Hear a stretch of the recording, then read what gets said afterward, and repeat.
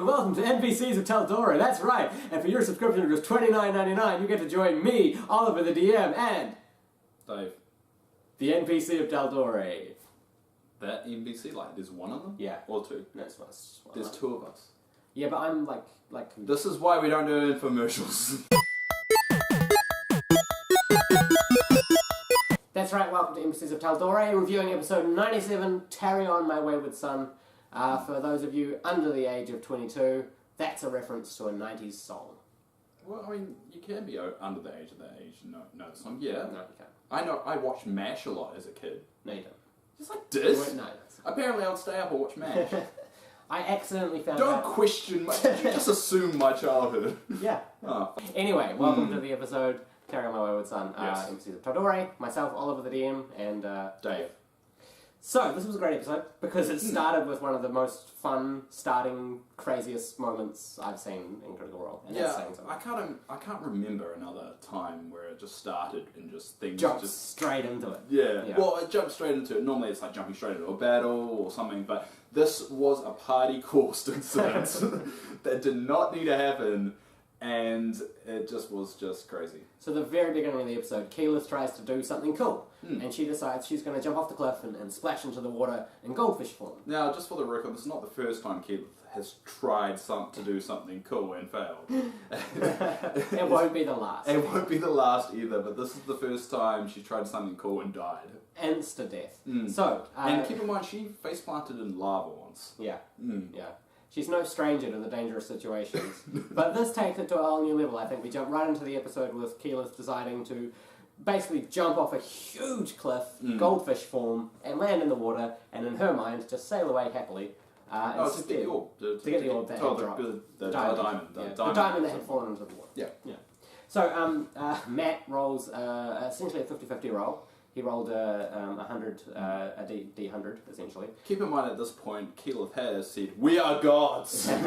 as she was jumping in the water. Yeah, a little bit overconfident there. And remember, players, when you are overconfident, your DM will make sure to make a little bit of a reality check. Which was a little bit part of my criticism for a while of Critical Role there. Yeah. Is that they got a little bit too cocky, a little bit too kind of... we can do anything. Exactly, we are gods, and that was kind of shown in game of their attitude to what the actual reality of the situation is. Yes. So essentially they step forward. We are gods, and Matt kind of, I think you'll find I am God. Rolls a D100, and he was basically rolling a 50-50 chance of her either hitting the rocks or the water. Because he had explained this in his description, there were big jagged rocks at the bottom of this thing. So he rolls. And Keyleth, in goldfish form, falls, I think it was over 100 feet, 120 feet. Yeah, all I know, she took over 300 points of damage. And boom, insta-kill. Keyleth's dead. Right, that's... We shouldn't laugh, but it does mean that everyone in the party has died at one time. Yeah. That was mentioned. She was the last one that had never died. But their reaction to it is just like, what the hell did we just do? What happened? And this is like literally the first 2 minutes of the episode. So Keyleth dies, and essentially her broken body on the rocks is just there. And I think it was Vex suddenly goes, "Oh my god, crap! Okay, No, did anyone?" Vex. Vex. So basically, Vex got given a coin by Tyrion. No, I was saying Vex went, "Oh my god, did anyone actually see that?" And because their characters... I'm pretty sure Vex didn't see it until they came back up. Yeah. So Vex was going, did anyone see it? Did anyone see what happened? Because if no one saw it, no one's going to know what happened. Yeah. But yeah, then Vex remembers the coin. I see what you're saying there, yeah. By the way, the reason this episode is late, this NBC's episode is late, is because I was very, very sick last week. And I was a bit slack watching the episode after that, so... Yeah. But here it is now, so you can catch up. Yeah. So we get right into the episode. Boom, Keyleth dies. The party freaks out. Vex remembers that Terry, thank you so much, had given her a coin that he had imbued with the spell Revivify, which only lasts a couple of hours, but he likes to do that. It's one of his things before a battle or before a large encounter, just to make sure. It's his usefulness. He's a support class, you can say. Yeah. Just make sure everyone's got special items to get them out of a tricky situation. Which, thank God, they had that coin, because otherwise that would have been the end of Keyleth. But they used Revivify using the coin, and Keyleth is back to life, thank God. I love her. I would not know what to do if she left Critical Role. Oh, Marisha. I don't think they'll ever leave Critical Role. No, they'll just roll another character. Yeah. So Don't get dramatic, Oliver. Stop being so dramatic. I'm trying to. I'm an actor. That's what I do. Drama is my life. Being the straight man is mine. Yeah, that's how it works. So after that, they find the diamond. I believe. So anyway, after getting her back to Whitestone, they kind of do their own thing for a little bit. Yeah. Take JB back to Whitestone, back to the bakery as well, Slayer's and cake. try and convince her to actually work there, which she's got no experience with. Terry points out, no experience, nothing, and she's all unsure about the situation. Yeah. Which, Vox Machina don't really think about things like, yeah, you can do that. Yeah. Also Hilda, Yes. who was there. They decide that Hilda might be good at. Was it Hilda that's better at the books, or was it JB that's the? No, Hilda was the baker. They had tasted one of her cream puffy things and decided that, hey, you're pretty good. Who at just seemed to appear out of nowhere. from nowhere. Yeah. So they said, hey, come work in the bakery, Slayer's cake. That's so trusting. Yeah. So, but then, Vox Machina style, they started asking questions and making sure this and that and this and that, which led to one of my favourite lines in the entire thing, which was Grog going, "We are literally background checking a character to work in our bakery in Dungeons and Dragons." So it's one of And there's an irony in that later on as Yeah. well. There's a huge irony in that. But anyway, they go back, JB doesn't end up working there, and they take her back to Grayskull. We're just I think it's Grayskull. Grayskull. Cake. We knew that. We're just testing you guys. Yeah, exactly. So yeah, this is one of this is a prime example of how D&D can go in any direction. Like it basically led to them owning a bakery, which is bizarre. And if you explain that to someone who was new to D&D, so what's this game all about? Well, it's basically a fantasy game. We create our own stories. What kind of stuff do you do? Well, we battle dragons and giants and bakery management and work at a bakery. But that's just one of the great things of D&D. We love you, D&D. But bakery. Yeah, it's cool. And we're going to see that popping up. Anyway, they go back to Grayskull Keep, and JB gets given the job of looking after the library. Yeah. Or looking after the library, or just working in the library. And keeping the books. Yeah. For the Slayer's cake. Yeah. I still love that name. Yeah, it's pretty good. So anyway, after they all kind of settled down and all that, so Percy and Vix go to the ziggurat. Yeah, so basically there is the orb, and do you want to take this next bit? You don't remember, do you? Not entirely. No. So anyway, they develop an arrow. The Oracle arrow. The Oracle arrow, and they shoot it through the orb. The orb. Yeah, so essentially Vix has an arrow that allows her to see through the eye of the arrow. Yes. Which is a very cool tool, and I've actually considered taking that item and recreating it in one of my games. Maybe have one of my players find one. No originality here, you just steal it. Instant death for your character. So... It's your conscience. Yeah. So the Oracle arrow. Yes. Vix shoots it into the orb to essentially use it as a scrying type tool. So they saw a different plane of existence. Was it actually a different plane of existence, or a different location in the world? No, it was a different plane. It was different. It was the Fey plane, which is essentially a shadow dimension of our current reality. So all the negative space and all the negative energy creates the Fey plane, and that's what they saw when they shot the Oracle arrow through the orb. Now, does that ring any bells for anything? Because nothing came to mind when they were talking about it. It reminds me of dark matter and astrophysics. But yeah, nothing came to mind, so I guess that's a mystery that we're going to find out going forward, because they did take all that information back. Percy scribbled down everything they remembered, took it back to the council, the Ziggurat Council, or whatever they called it, summoned Cassandra, and apparently Cassandra got married. That was weird. They just kind of glossed over that. And kind of got together and more information, but we don't really do anything else. Yeah.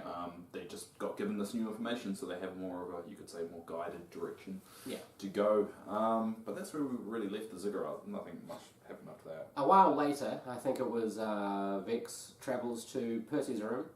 Terry's room, and finds Terry gone. Well, they find that when they're summoning everyone for the council to discuss the information, the one person that's missing is Terry. Yeah.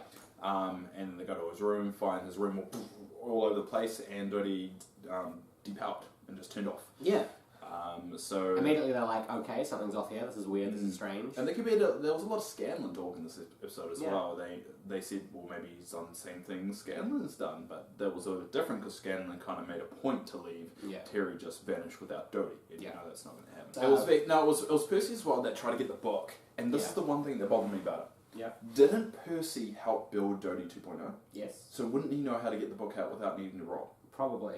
Yeah. So why did he roll? Yeah. I suppose that's one of the.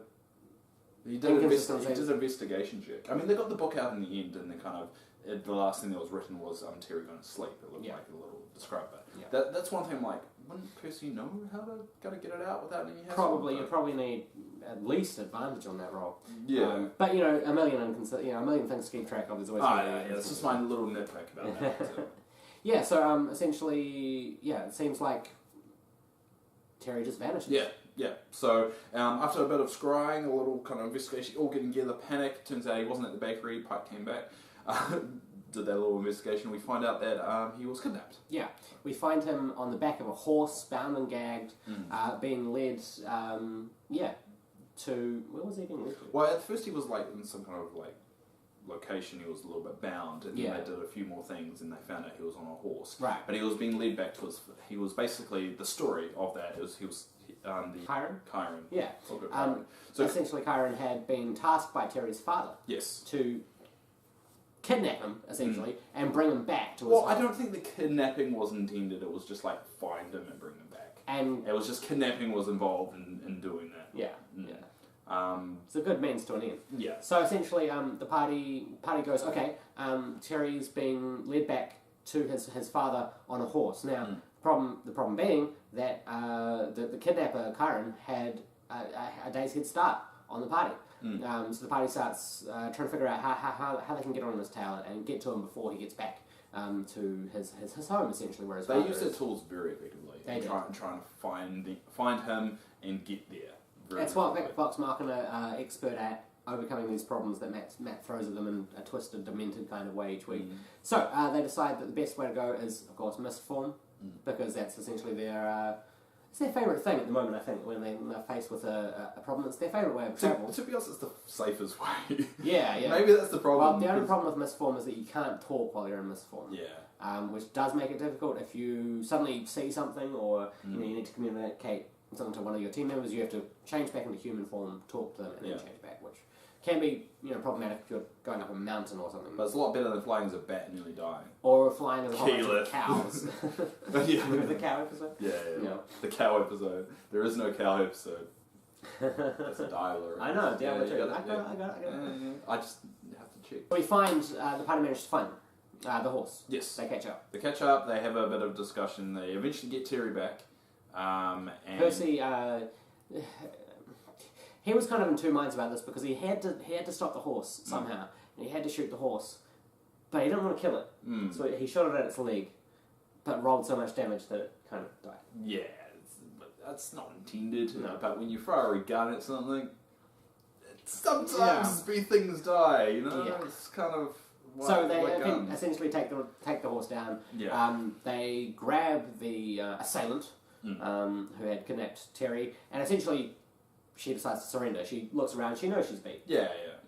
There's no way she's taking on Vox Machina alone. Yeah, and Terry was very unhappy about keeping her alive. Yeah. And basically getting her bounty. But he decided to comply, and then went back to Terry's home.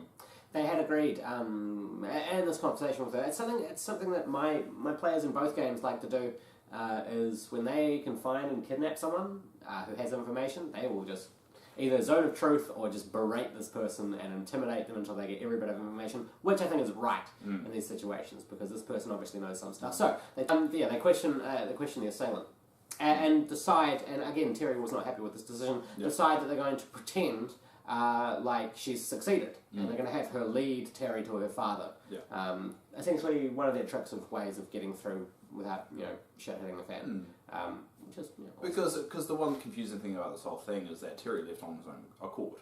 So why was he being essentially hunted by his father to wreck? So that was something they needed answers to a question, and this is the way they were doing it. Another interesting thing to note is that they find that it wasn't Hilda at all that had done this. It was a creature who had taken Hilda's form. Yeah.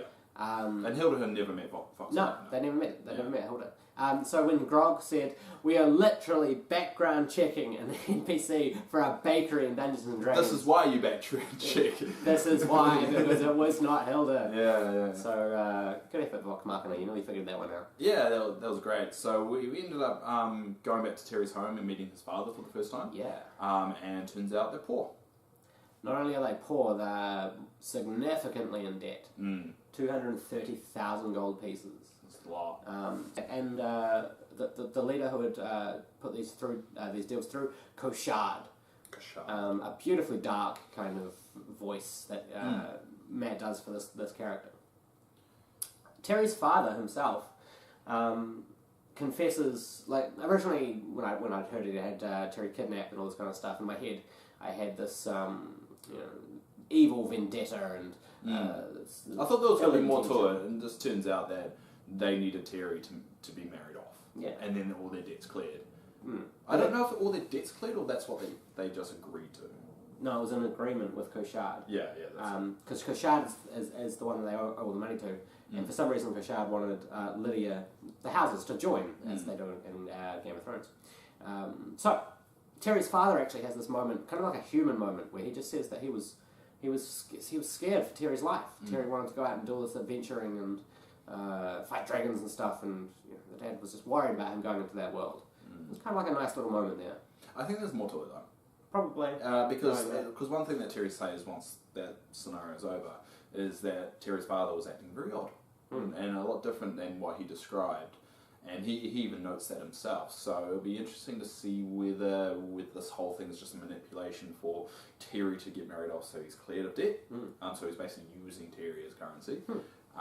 Or there's something else going on that this whole thing could be a trap for Vox Machina to bring them in. So it's a Dave prediction there that there's something darker beneath the surface of this whole plot.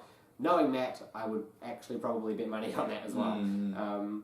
So basically, that's where the episode crescendos, and that's where it ends. Yes. So the fact that Terry must marry. Yeah, it was a very kind of not what happens if you. I mean, even though very heavy on the RP and the social. Yeah, it's a very kind of like we have to take these steps to get where we're going. But really good that we're focusing on Terry, of his backstory more. Even though we know concept of his backstory, because we've never actually journeyed back to his backstory and never actually interacted with the characters and with his story. So that was really good to see. A good insight into his family and all that kind of stuff. A good wrapping up of the previous episode. I kind of feel like they did that rather suddenly because basically they just got betrayed and they're just like, all right, let's come on, JB.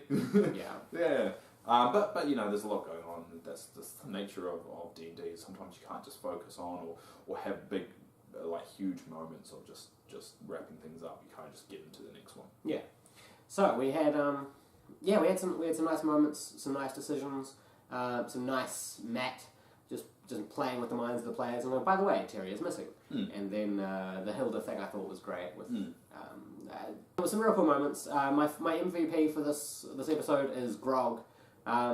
Grog, I think the last 2-3 episodes has just been making me crack up constantly. And my MVP moment for this week was when he was trying to learn how to read, and he was spelling out some of the words, and he had the word business, and he was going, Basinus. And the other players are going, no, it's business. And he goes, no. When you spell, I can't do his voice, but when you spell it out, it's Basinus. And he gets a book of werewolves. Yeah. He rolls like a natural 20. Yeah, something like that. So, even though he knows little words, for some reason he knows the word werewolf. Yeah, he just found his book. Yeah. But the LVP, I'd say, for this episode is obviously Keyless trying to act like she's a god and then just screw herself up. Keyless just going, I can survive this 100-foot jump. I'll just turn into a goldfish and land in the water. Here I go. Hold it.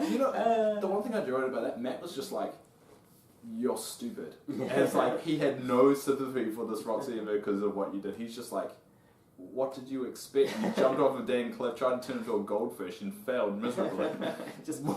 And he was just like, that's the way it is. I'm glad that he had no sympathy in that because that was just a stupid move and just being so cocky. Yeah. So MVP Grog, you're hilarious. The last couple of episodes, I love you, Grog. Yeah, LVP obviously Keyless. You can't just fling yourself off cliffs. I mean, don't get us wrong, hilarious moment, brilliant watching, but we can still make fun of it. Yeah. So that's it. That's our recap and review of episode 97, Carry On My Wayward Son.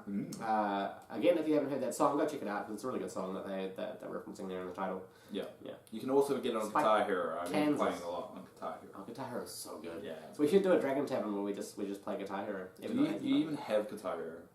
I think we don't. We have the PS2, we could buy it. This guy is moving into the flat. We're going to be like flatmates. Help. Okay, guys, thanks for watching. That's our episode of NPCs of Tal'Dorei. Sorry for the lateness of this episode. I was in sick and coughing and. Don't worry, we're getting onto it. If you notice on our channel, you notice a brand new logo that was brilliantly designed by one of our players. Thank you so much, Olivia. That's awesome. She's going to be appearing soon on a Dragon Tavern episode coming in the next couple of weeks. Next week. So check out for her. Yep, she's awesome. We love you. Thank you for the logo. It's brilliant. This is me, Oliver the DM. I'm Dave. Thanks for watching. See ya.